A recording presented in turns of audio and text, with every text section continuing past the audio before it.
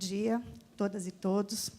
Agradeço à Coordenadoria dos Céus, Rafael Palhares, Cossel, a Lucilene e toda a sua equipe, Carol e Tati, pela oportunidade. Quero agradecer também ao diretor do Núcleo de Educação Integral, Emanuel Pinheiro, que me dá a oportunidade de estar aqui, integrando essa equipe e o trabalho de educação integral na cidade de São Paulo. Então, eu vou fazer um breve percurso histórico na educação integral, para depois chegar num assunto que, de fato, me motiva a todo esse trabalho, que é quando eu vou para as escolas e reconheço e vejo os trabalhos que têm sido feitos pela rede municipal. Então, meu nome é Ana Paula, né? E, para começar essa nossa conversa, eu queria trazer duas questões iniciais, né? A primeira delas será quando a gente está falando de educação integral.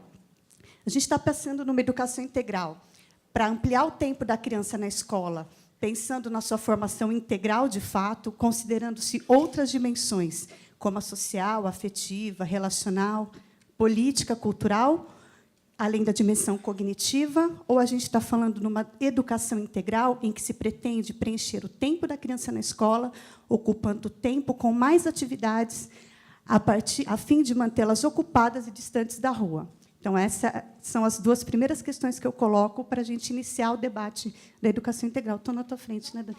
Eu vou mudar de lado, pode ser? Eu acho que eu fico mais confortável. Muito bem. E, a partir disso, ainda nesse sentido, eu trago uma outra reflexão. E aí eu quero agradecer a esse convite, porque, quando eu fui convidada a participar dessa mesa, eu fui ler sobre direitos humanos, porque a gente lê lá atrás e depois se desprende um pouco disso e volta a ler. Então, eu me formei muito nesse sentido e aprendi muito. Então, sou muito grata, porque isso, para mim, foi extremamente formador. E, a partir dessas leituras, eu entro numa outra indagação, que é: educar para quê? Essa é a nossa pergunta aqui. E aí, sim, eu posso dizer que é para a emancipação em busca dos direitos humanos e pela justiça social. Esse é um caminho. Depois a gente vai voltar ainda nessa reflexão, tá? E aí, nesse sentido, eu trago aqui um excerto da Declaração Universal dos Direitos Humanos, né, em que todas as pessoas nascem livres e iguais, em dignidade e direitos, são dotadas de razão e consciência e devem agir em relação umas às outras com espírito de fraternidade. E aí, quando eu me deparei com a literatura em direitos humanos, eu me deparei com a literatura da professora Maria Vitória Benevides Soares, e que ela traz, num texto, um debate muito interessante sobre a questão da ideia da cidadania. Por que pensar na educação em direitos humanos é para além de pensar numa educação para a cidadania? Muito bem. E aí eu vou pedir a permissão para ler o texto da professora Maria Benevides. A ideia de cidadania é uma ideia eminentemente política, que não está necessariamente ligada a valores universais, mas a decisões políticas. Um determinado governo, por exemplo, pode modificar radicalmente as prioridades no que diz respeito aos deveres e aos direitos dos cidadãos. Já os direitos humanos são universais e naturais.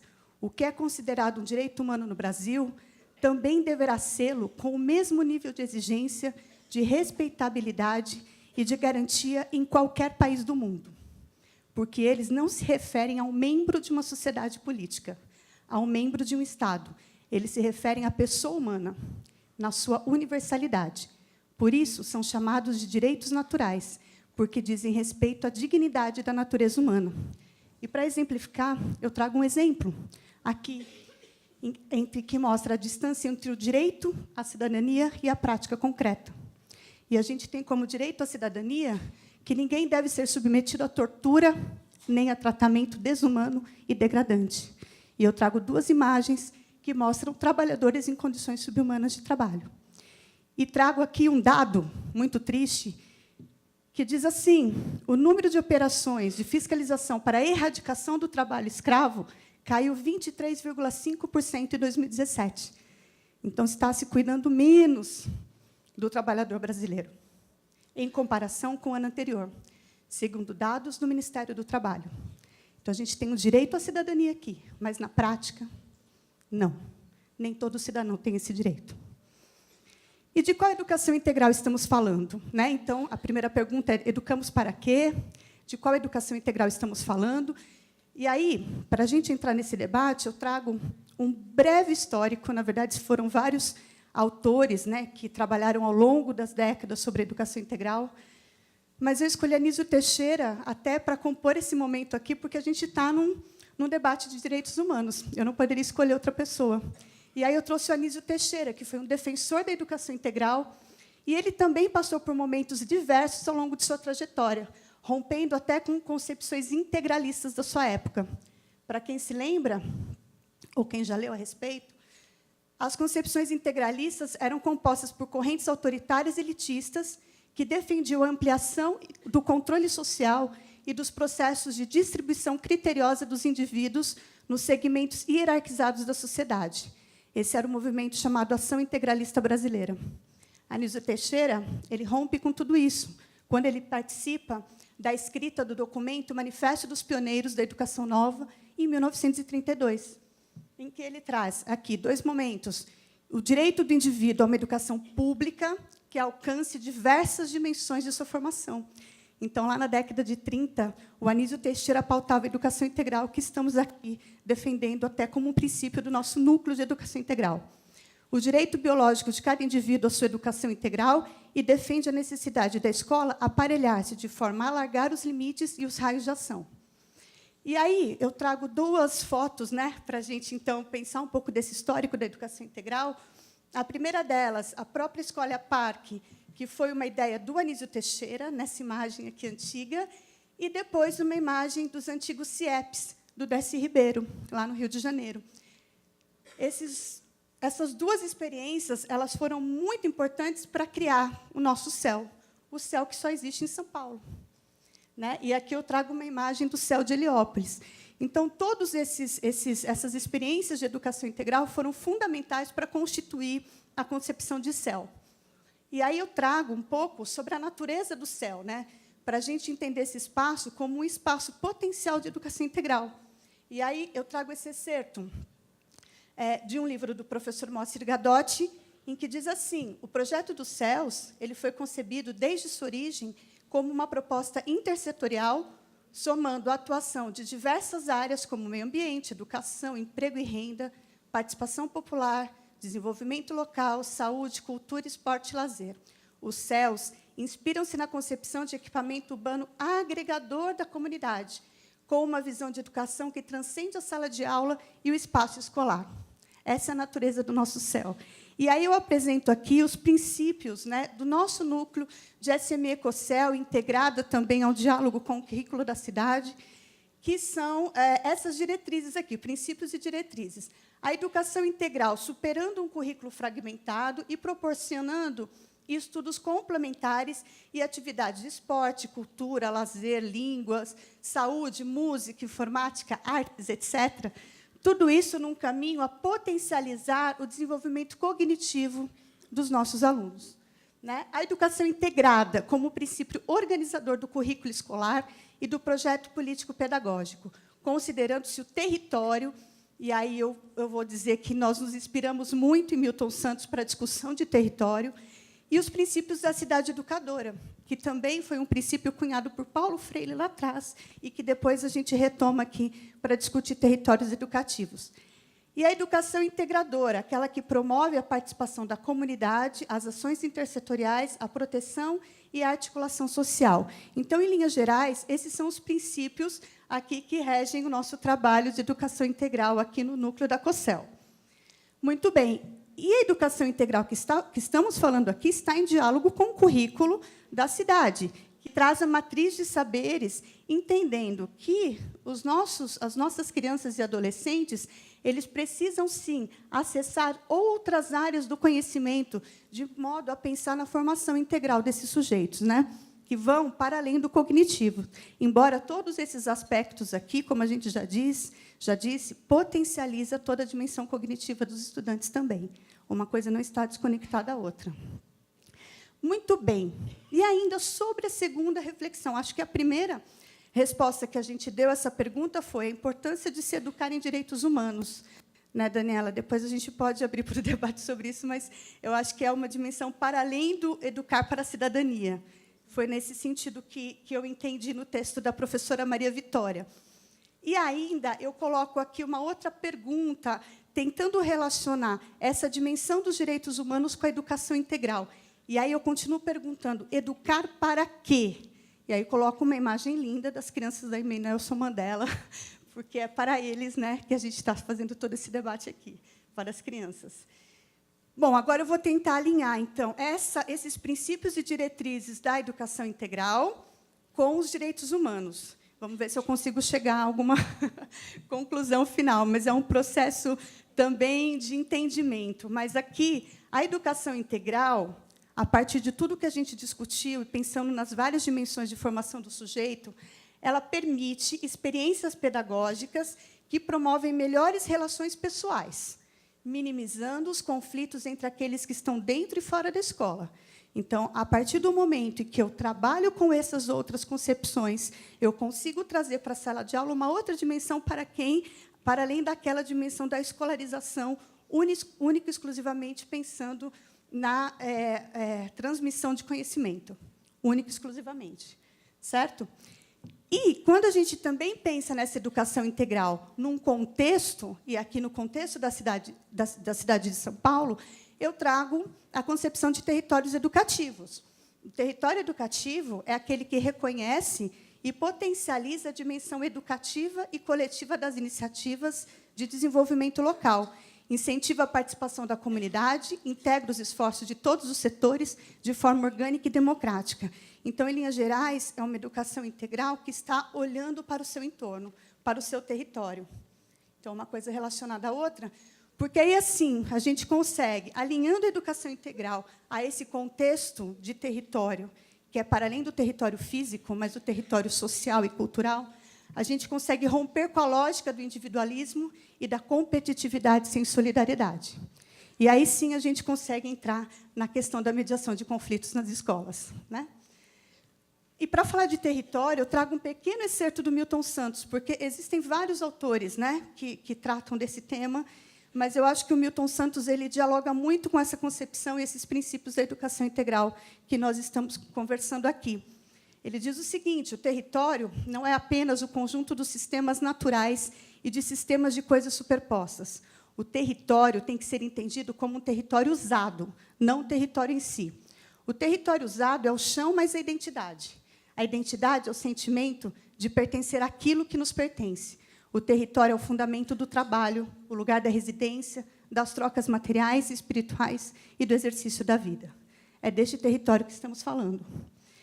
E aí, trazendo um pouco para um programa que a rede municipal apresenta às escolas, que é o Programa São Paulo Integral, eu trago a concepção dessa palavra territórios do saber, que é inerente ao Programa São Paulo Integral, em que a gente, então, aqui tem a junção da concepção de territórios educativos com a experiência. Essa experiência, também existem vários autores debatendo sobre esse tema, experiência, mas eu trago um excerto do Bom Dia, que ele diz assim: experiência é algo que nos passa, que nos acontece, que nos toca. Neste sentido, a experiência não está relacionada ao excesso de informação. Então, quando o professor ele passa por essa experiência e consegue observar o seu território, ele consegue propor atividades pedagógicas alinhadas a esse contexto social e cultural, numa concepção de educação integral. E, no que se refere aos territórios do saber, e eu quero apontar aqui que os territórios do saber eles dialogam o tempo todo com a matriz de saberes presentes no currículo da cidade, né? Nós temos aqui, no Programa São Paulo Integral, 6 inspirações. Eu estou toda confusa com esse negócio aqui. 6 inspirações, que eu digo assim, que a gente chama de territórios do saber, para a proposição de atividades pedagógicas na escola. Daqui a pouco eu vou colocar alguns exemplos. E a gente também tem os Objetivos do Desenvolvimento Sustentável, que foram criados no âmbito global, mas que também são inspiradores para o trabalho na escola. E aí eu pergunto, então, de qual território a gente está falando, né? Bom, a gente tem esse território macro, né? Que a gente até tem um lema aqui, que é pensar global e agir local. Então, esse é o território, e, olhando para esse território macro, é que os Objetivos do Desenvolvimento Sustentável eles foram produzidos, mas a gente tem um outro território, que é o território do nosso país, né? Então, quando eu vou para a escola, eu entro nesse contexto também. Que país é esse, né, tão diversificado em todas as questões geológicas, paisagísticas, culturais, ecológicas, etc., linguísticas. Mas eu tenho um território aqui, que é muito perto da gente. Aí eu coloco o Pico do Jaraguá. Então, quando eu tenho uma escola ou unidades escolares próximas ao Pico do Jaraguá, é esse território que eu estou olhando. E por que não pensar em atividades pedagógicas que estejam conectadas a esse território? E só de olhar para o pico, aqui, que é uma paisagem única no Brasil e deve ser extremamente valorizada do ponto de vista ecológico, social e cultural, eu tenho aqui as várias dimensões do conhecimento que eu posso trabalhar na minha escola olhando para essa paisagem, olhando para o Pico do Jaraguá. E aí, quando eu falo da cidade de São Paulo, eu tenho o pico, eu tenho a cratera da Colônia de Parelheiros, né, que também é um patrimônio geológico mundial, que é aqui na nossa cidade, e que a gente, muitas vezes, não tem a menor ideia do que isso representa. E eu tenho, ocupando essa cratera, 50 mil famílias, que, muitas vezes, não sabem o porquê que essa cratera existiu. E essa cratera existiu por conta de um meteoro que caiu há mais ou menos 30 milhões de anos, e que deu essa conformação aqui circular, que forma um microclima, forma uma paisagem toda específica de uma região que está na nossa cidade. Então, este pode ser o meu território. Eu posso ter o território do céu, né? A gente está dizendo aqui como o céu é um potencial território educativo, e olhar para esse céu e pensar nas várias potencialidades que ele apresenta para esse trabalho. E eu posso voltar lá para o território da escola. A gente está saindo num nível macro e chegando lá na escola. E aqui eu trago uma escola que é a MF Sebastião Francisco O Negro, que é uma escola da Drepenha, e Itaquera, desculpa, Itaquera. Já olhei para a Rose. E por que eu trouxe essa escola? Eu não estive nessa escola, infelizmente, mas eu ouvi um relato que me tocou muito de uma professora, Rose, que aqui está, e que trabalhou nessa escola por mais de 20 anos. E ela foi contando, e eu fui entrando para esse lugar da escola e para aquele território, ela foi contando como esse espaço mudou ao longo do tempo, ainda que seja uma escola que tenha que lidar com uma série de questões, mas melhorou muito, muito, muito, em função de uma ação da própria escola.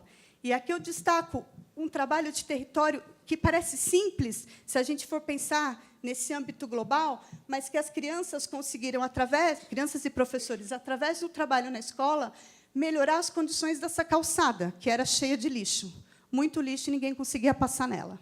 Então, eu tenho um pensamento global e um agir local. Então, quando a gente pensa que não está fazendo nada e que nada está alinhado a todo esse debate de ODS, eu quero dizer que as escolas estão fazendo, sim, e estão fazendo não é de hoje.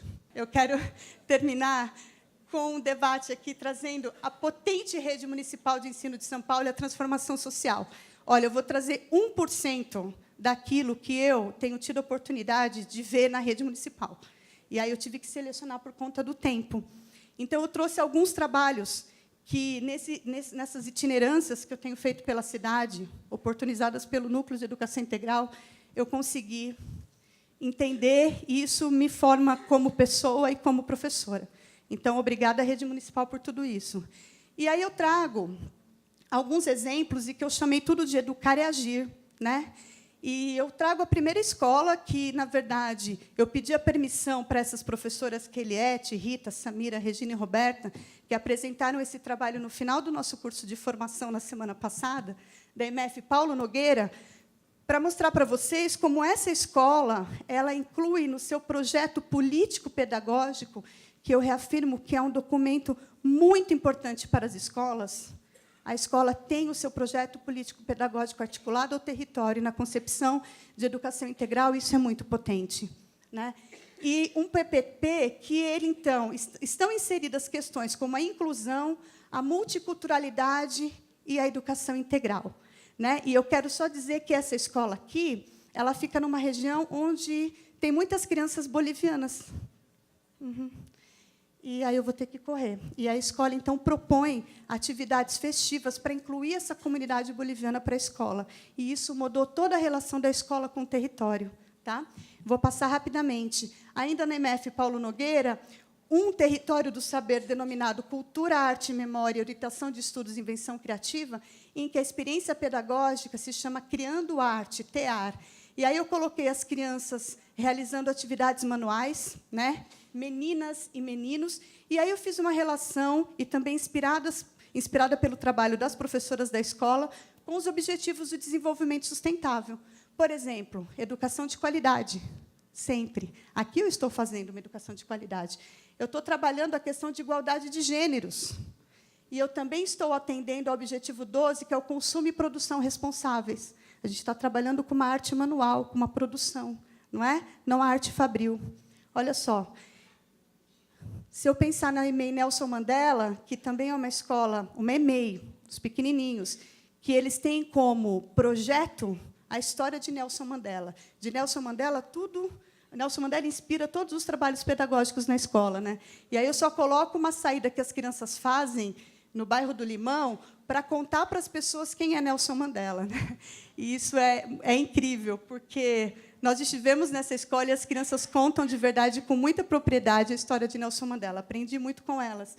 E vejam só, quando a gente pensa nessa dimensão de trabalho, eu estou trabalhando com educação de qualidade, eu trago para o debate a questão da redução das desigualdades, das cidades e comunidades sustentáveis, da paz, justiça e instituições fortes. Então, olha como todo o trabalho da rede, que já está acontecendo há tempo, dialoga com os objetivos do desenvolvimento sustentável, que foi na verdade, desenhado, né, os 17 objetivos, na Agenda 2030, no ano de 2015 e 2016.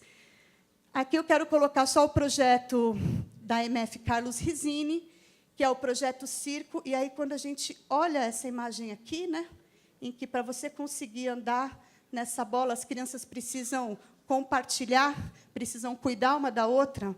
Eu não posso competir com quem está do meu lado, mas eu tenho que andar junto. Eu acho que essas imagens já mostram o quanto essas práticas pedagógicas estão alinhadas com a mediação do conflito na escola. E o circo é isso, né? E aqui tem... Estou terminando, tá? Só faltam 2 escolas. Eu queria falar dessa escola, que é a MF Coronel Ari Gomes, e que o território do saber é ética, convivência e protagonismo, e a experiência pedagógica é música e teatro. E, nesse projeto, a professora propõe dentro dessa experiência, a professora propõe um projeto, que é o projeto Meninas Mulheres. Então, eu só queria contar rapidamente como que surge esse projeto, né? Essa é a professora Ive Mari, essas são as meninas. E essa escola, num determinado momento, as alunas sofreram uma agressão via cyberbullying, né?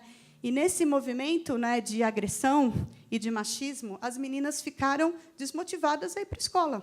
Obviamente, elas eram motivos de chacota e de difamação, etc. Diante disso, aí eu quero chamar a atenção para o olhar da professora, quando ela traz essa experiência e se conecta ao território, ela propõe um trabalho para essas crianças, pensando na arte como resposta a essa violência. E aí, então, ela organizou um grupo de meninas que estavam envolvidas e não estavam envolvidas também nessa questão, e, através do teatro e da música, elas responderam a essa agressão. E isso, assim, foi produzido um vídeo muito bonito, as meninas cantam muito bem, elas atuam muito bem e responderam a tudo isso de uma forma tão harmoniosa, que é através da arte. E isso, então, foi desenrolando, a ponto que a comunidade passa a debater esse tema, que é violência sexual. E, junto com isso, as meninas trazem também pesquisa sobre violência da mulher no Brasil, né? E aí a gente tem essa menina trazendo um cartaz dizendo aqui, uma mulher é assassinada a cada 2 horas no Brasil. Isso é um tema de debate, isso é um tema de projeto. E essas meninas, então, que eu chamo de empoderadas, elas começam a se colocar e reagir diante dessa agressão que elas sofrem dentro da escola e, infelizmente, na própria família, porque algumas meninas também trazem depoimentos reais para esse debate. Então, vejam a potência desse trabalho, quando você conecta a educação integral com esse território que está clamando por ações. Está clamando por ações. Eu tenho que trazer isso para o debate. E aí, sim, alinhado aos objetivos, eu tenho a educação de qualidade aqui, eu tenho a igualdade de gênero, que eu coloquei até num tamanho maior, porque essas meninas estão tendo voz, né? E espero que elas entendam, e, assim, eu acho que esse trabalho vai levar esse caminho que a situação que elas têm que viver e que elas têm que encarar é uma vida plena, não uma vida só para viver, como a Daniela disse. Não é uma vida só para viver, mas uma vida com garantia de direitos, direitos humanos. E redução das desigualdades. E a última escola é a nossa vizinha. Se eu andar alguns metros aqui, eu chego nessa escola, que é a IMEFEM Vereador Antônio Sampaio, e que o trabalho no território do saber é ética, convivência e protagonismo, e a experiência pedagógica é teatro e dança, que gerou o projeto Diversidade, Negritude e Ancestralidade, projeto DNA. Olha que bacana. E como surge esse projeto? Essa escola, que está aqui, ela fica ao lado de uma ocupação que está aqui há mais de 4 anos, né? E são essas crianças da ocupação que frequentam, uma parte delas frequenta a IMEFEM Vereador Antônio Sampaio. E é uma ocupação com a maioria das crianças de etnias africanas. Depois vieram os bolivianos, venezuelanos, e hoje são muitas crianças que falam vários idiomas que estão nesse lugar. E essas meninas, obviamente, quando chegam numa condição de refugiadas, né, que já é muito difícil, e chegam numa escola que não é acolhedora, o que a gente vai esperar disso? Ou essa criança não vai para a escola, ou essa ida à escola vai ser uma relação de conflito, né, dos brasileiros com os imigrantes. E aí eu chamo a atenção para o olhar dessa professora, que, então, na concepção da formação integral do sujeito, e olhando para o seu território, ela propõe uma atividade também artística para que essas alunas, então, passem a integrar uma comunidade escolar e que os brasileiros e venezuelanos, bolivianos, africanos troquem as suas experiências culturais e artísticas. E aí a gente tem um projeto lindo em que elas se apresentam e que ressignificou todo o trabalho da escola, né? E alinhadas vários objetivos do desenvolvimento sustentável. E a educação integral, integrada ao território, permite isso, melhores relações pessoais e minimiza os conflitos. Muito obrigada e desculpem pelo afogamento aqui da fala.